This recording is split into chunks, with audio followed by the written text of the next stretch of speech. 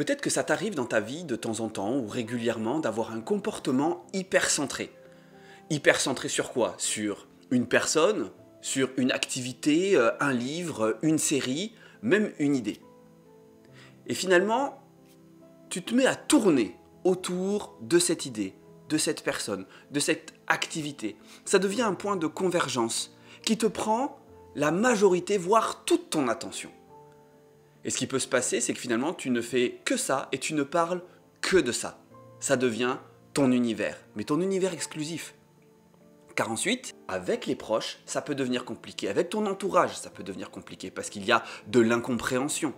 Pour toi, tu vis quelque chose de chouette, les autres ne comprennent pas, peut-être parce qu'ils ne trouvent plus leur place et toi, tu ne leur accordes plus de place. Peut-être que même avec toi-même, tu deviens négligent. Tu oublies de nourrir tes besoins, tu oublies de manger, même tu t'empêches de dormir, par exemple dans le cas d'une série, tu veux tellement voir la suite, tu recules le moment où tu vas te coucher, tu dis encore une, et ça y est, il est 3 h du matin et c'est l'heure d'aller dormir, enfin c'était l'heure d'aller dormir il y a 4 heures, et toi, eh bien, tu t'es laissé embarquer sans écouter ton besoin de sommeil. Ou alors finalement, eh bien, tu découvres une activité extraordinaire et tu oublies tous tes proches, tu oublies de dormir, tu oublies de manger parce que tu veux t'adonner à cette activité. Et parfois même, tu en viens à transformer ça en vérité, en véritable dogme. C'est-à-dire qu'il n'y a que ça, c'est ta réalité, et tu n'en veux pas d'autre. Et c'est là où tu peux commencer à vraiment te sentir coincé par cette habitude qui peut limite devenir parfois dans certains cas une addiction. Et parfois, tu transformes ça en vérité.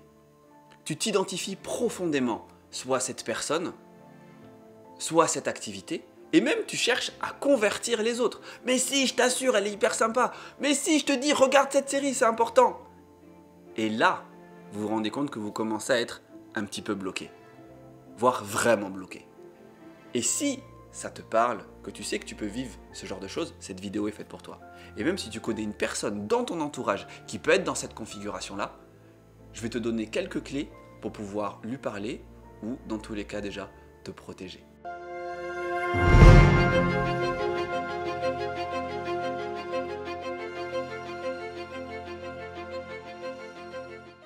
Hello les héros et les héroïnes, ici Lishan, formateur, coach, hypersensible, j'espère que vous allez bien, que vous avez la forme, moi j'ai la patate, je suis hyper content d'être là et aujourd'hui nous parlons d'hyperfocalisation.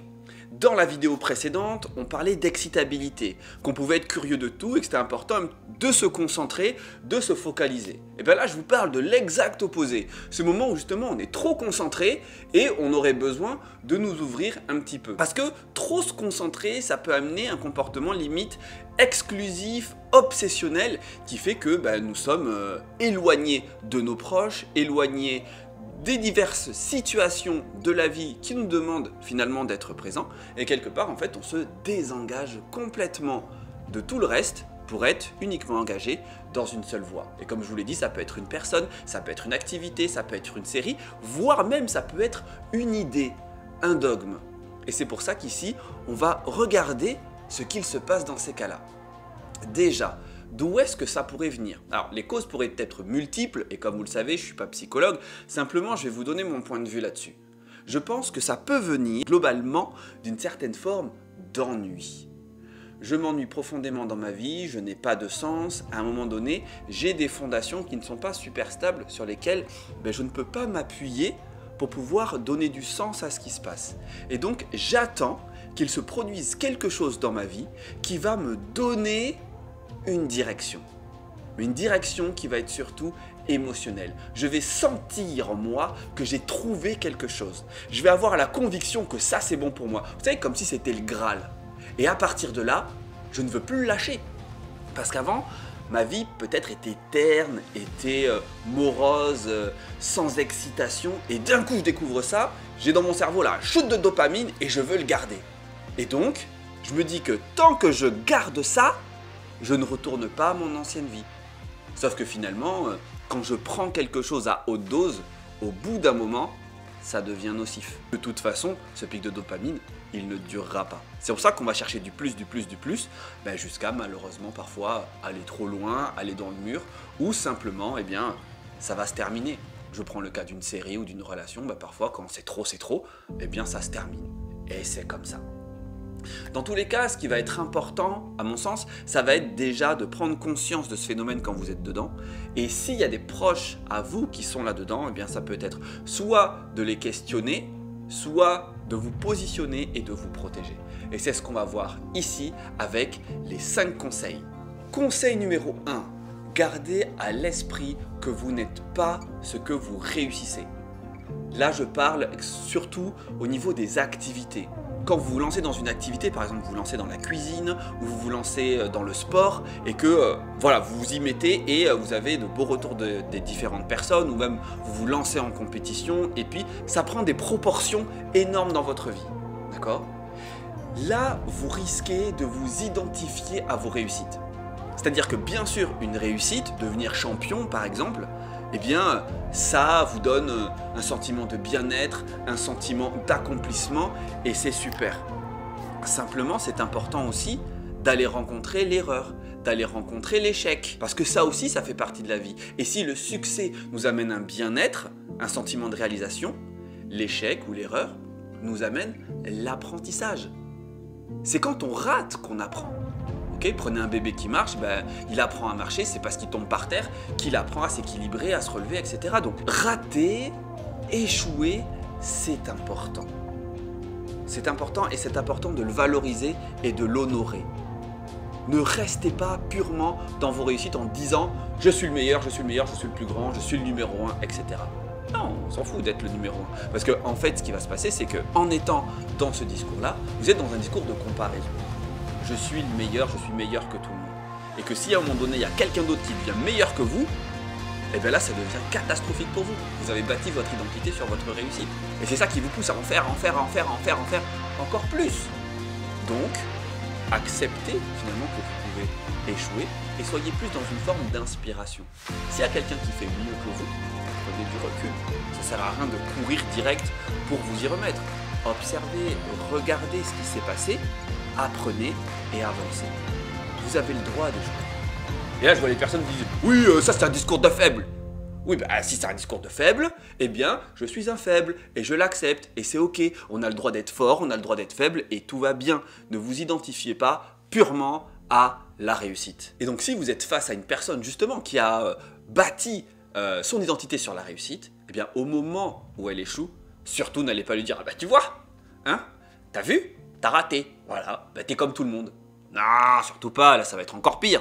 Ce que je vous invite à faire, c'est de pouvoir lui dire je comprends que c'est difficile. En même temps, qu'est-ce que tu apprends de ça? Ok? Allez plus là-dedans, d'accord? Allez chercher une valorisation dans l'échec ou dans l'erreur. Ça fait toujours du bien et c'est là que cette personne-là apprend à se dire qu'elle n'est pas ce qu'elle réussit. Numéro 2.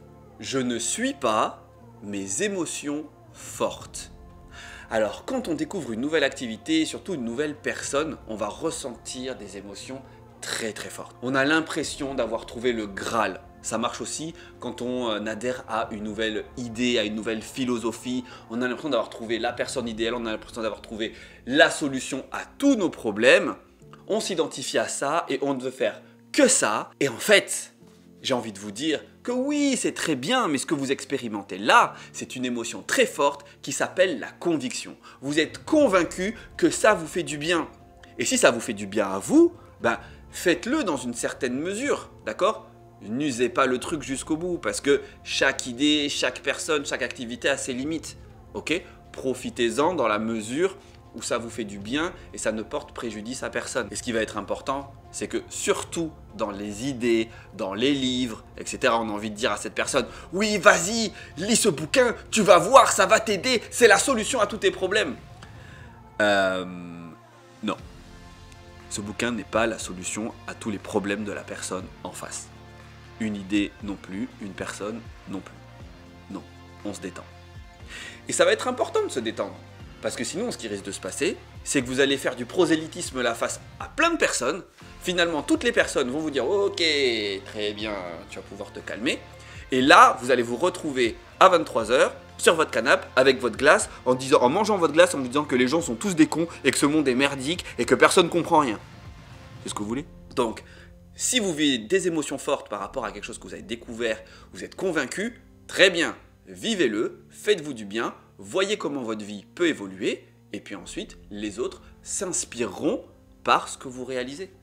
Et si une personne en face de vous fait preuve de prosélytisme en vous disant « Oui, il faut que tu le fasses, c'est important », c'est juste lui dire « Ok, je vois que ça marche pour toi, que c'est important pour toi, bah fais-le, sens-toi bien, sache que ça me fait plaisir. Dans tous les cas, moi, je fais ce qui est bon pour moi. En tout cas, je te remercie. » Voilà, tout simplement.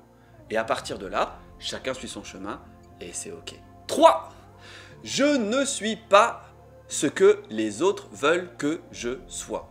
Et là, je parle surtout pour les relations parents-enfants. Vous savez, ces moments où vos parents vous disent « Oui, il faut que tu trouves un CDI, oui, il faut que tu t'achètes une voiture, il faut que tu achètes un appartement, il faut que tu trouves quelqu'un de bien, que tu te maries, que tu aies des enfants, etc. etc., etc. » Ben, peut-être que ce n'est pas votre chemin de vie. Et ce qui va être hyper important, c'est de ne pas rentrer dans cette boucle de « oui, je vais le faire, oui, je vais le faire, oui, je vais le faire, oui, je vais le faire ». Et là, je deviens finalement le porte-parole des idées de quelqu'un d'autre. D'accord ? Même des fois, je rencontre une personne et là, je deviens le porte-parole de ses idées et je fais tout ce que la personne veut que je fasse. Et à un moment donné, quand je ne sais plus quoi faire, je l'appelle, là, qu'est-ce qu'il faut que je fasse ? Et en fait, je donne mon pouvoir à cette personne. Je donne mon pouvoir à mes parents. Sauf que c'est important de garder à l'esprit que nous avons notre autorité interne. Oui, il y a l'autorité autour de nous, les gens ont des idées, les gens veulent nous aider, nous permettre d'aller bien, etc. Simplement, ce qui est bon pour eux n'est pas bon pour nous, n'est pas bon pour moi ou n'est pas bon pour toi. Et garde à l'esprit que tu as ton autorité intérieure. Qu'est-ce que toi tu te dis au plus profond de toi? Est-ce que c'est bon pour toi? Ou est-ce que tu es juste parti dans une frénésie pour correspondre à l'image que les autres ont de toi? Sors de cette frénésie. Reviens à toi. Qu'est-ce qui est bon pour toi? Et ce qui va être hyper important, c'est aussi de faire face à certaines réflexions que pourront te dire certaines personnes. Des fois, il y a des gens qui pourront te dire « Oui, mais c'est que t'es pas prête. C'est que t'es pas prêt. Un jour, tu comprendras. Moi aussi, je suis passé par là. T'inquiète pas. Tu comprendras un jour. » Ça, franchement, ça me casse la tête. Parce que, oui, je comprendrai des choses un jour. Mais comme toi, comme les autres, comme le voisin, comme le facteur. Chaque jour, on avance et on comprend des choses. Ne te place pas dans cette posture de « moi j'ai compris et toi t'as pas compris » et puis à un moment donné, c'est bon, c'est bon. On sait tous des choses différentes. On a tous à sa portée, mais inutile de se placer dans une posture de supériorité. C'est ça en vrai, moi ça me donne envie d'un seul truc là. Il faudra que j'appelle le temps pour qu'il me le déplace parce qu'à un moment donné, voilà, c'est un peu compliqué. Mais bref, on arrête avec ça, d'accord ? Et si tu es face à une personne qui peut te dire ça, tu peux lui dire « comprendre quoi ?» Parce que finalement, toi, ce que tu vis, c'est la vérité. Et que penses-tu de mon point de vue? Je veux dire, vous pouvez challenger la personne, ok? Et c'est là où finalement il peut y avoir parfois une posture de fuite. « Ah mais non, mais c'est bon, t'inquiète. Ok, bon. » Et là, on stoppe. Gardez en tête que vous avez votre autorité intérieure. Et en plus, avec votre sensibilité, eh bien, je pense qu'elle est vraiment présente. Et 4, tu peux être ce que tu veux. Ça, c'est important. Tu peux être tout ce que tu veux. Et tu peux faire tout ce qui te semble juste en fonction de ce qui t'anime et de tes besoins. Garde ça en tête. Tu peux incarner tout ce que tu souhaites dans ta vie. D'accord? Donc, bien sûr, ce que tu réussis va t'influencer. Ça, c'est clair. Ce que tu ressens aussi. Le point de vue des autres aussi. Ton autorité intérieure aussi. Mais décide de ce que tu veux être et de ce que tu veux faire en conscience. Donc, plutôt que d'être dans une espèce de focalisation extrême, prends du recul. Prends le temps de te poser cette question. En quoi est-ce que c'est bon pour moi? Première question. Et ensuite, qu'est-ce que ça m'apporte in fine? Une fois que tu as ça, tu as beaucoup plus de latitude pour pouvoir savoir ce que tu as à faire et avancer dans ta vie sereinement. Et elle a un petit bonus. 5, ça peut changer à chaque instant. Tu peux évoluer constamment. Peut-être que tu vas te lancer dans un truc, ça va te faire du bien, et à un moment donné, tu vas basculer sur autre chose. Et c'est ok, et tu as le droit. Mais c'est pour ça que tu as plein de sportifs qui ont commencé une carrière et qui se sont mis à autre chose. Peut-être qu'ils ont moins performé, mais on s'en fout. L'essentiel, c'est qu'ils se fassent plaisir. Il me semble que c'était Michael Jordan qui, à un moment donné, a fait du basket, une carrière extraordinaire, et qui s'était mis au baseball. Et au baseball, il n'était pas forcément formidable, mais c'est pas grave, on s'en fiche. T'as des acteurs qui se lancent dans la cuisine. Ok, il y en a qui lancent une marque de fringues. Ça marche pas. L'idée, c'est que la vie, c'est une expérience. Et tant que tu n'as pas peur d'échouer, tout devient possible. Parce que soit tu kiffes, soit tu apprends. Et le reste du temps, tu fais ce que tu as à faire. Voilà, j'espère que cette vidéo t'a plu. Si jamais tu penses que ça peut aider certaines personnes, alors t'hésites pas, tu la diffuses, tu la partages, d'accord? Ça fait du bien à la chaîne. N'hésite pas à lâcher un pouce, ça me fait plaisir. Et n'hésitez pas à me dire en commentaire ce que vous avez pensé de cette vidéo et de ce que je vous dis. Et si vous avez des idées, bien sûr, autour de cette thématique, je serai heureux. Dans tous les cas, je vous souhaite une très belle journée, une très belle soirée, ça dépend de quand est-ce que tu regardes la vidéo. Et puis je te dis à très bientôt dans une prochaine vidéo. Salut!